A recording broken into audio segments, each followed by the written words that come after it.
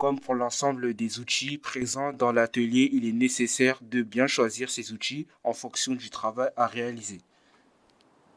Les outils de coupe sont choisis en fonction de deux choses. Tout d'abord, l'épaisseur des branches à couper, leur diamètre, puis en fonction de la hauteur et des branches à couper. Commençons par le sécateur. Le sécateur est équipé d'une poignée adaptée à la forme de la main.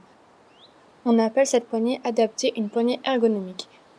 Nous avons aussi un système de sécurité pour pouvoir fermer les lames du sécateur pour ne pas se blesser. Les lames du sécateur sont adaptées aux petites branches. Continuons avec le sécateur de force. Le sécateur de force a des poignées allongées pour pouvoir couper avec plus de puissance. Les lames permettent de couper de plus grosses branches qu'avec un simple sécateur. Contrairement au sécateur, il n'y a pas de sécurité. Il faut donc faire plus attention. Les sécateurs à enclume sont plus adaptés à des bois morts ou secs. La lame supérieure vient terminer sa course sur l'enclume. L'enclume permet de mieux stabiliser la branche et d'assurer une coupe plus puissante. La cisaille à haie ressemble à une grande paire de ciseaux. C'est un outil qui permet une taille précise des haies.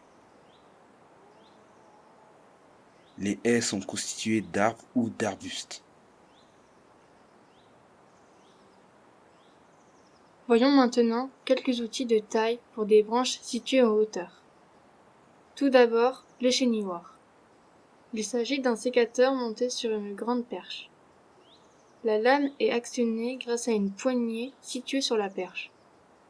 Il suffit de tirer la poignée vers le bas afin de refermer la lame sur la branche. La scie japonaise sera utilisée pour couper des branches de grosse taille. Cette scie est équipée d'une lame fortement dentée. Sa lame est puissante et très efficace. La longueur de la perche peut être ajustée grâce à différents leviers. On allonge ainsi la perche afin d'atteindre les branches souhaitées et de garantir la sécurité de l'utilisateur. Comme nous venons de le voir, chaque outil est adapté à une situation spécifique. Il faut donc savoir choisir son matériel en fonction du travail à réaliser. Bien évidemment, nous serons particulièrement vigilants à la sécurité des autres.